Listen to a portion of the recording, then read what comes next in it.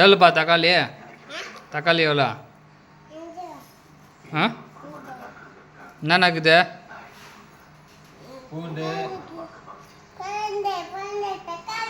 வெங்காயம், தக்காளி, பூண்டு பூண்டு 3 ரூபா,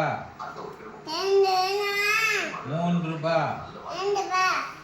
தக்காளி 5 ரூபா, வெங்காயம் 2 ரூபா,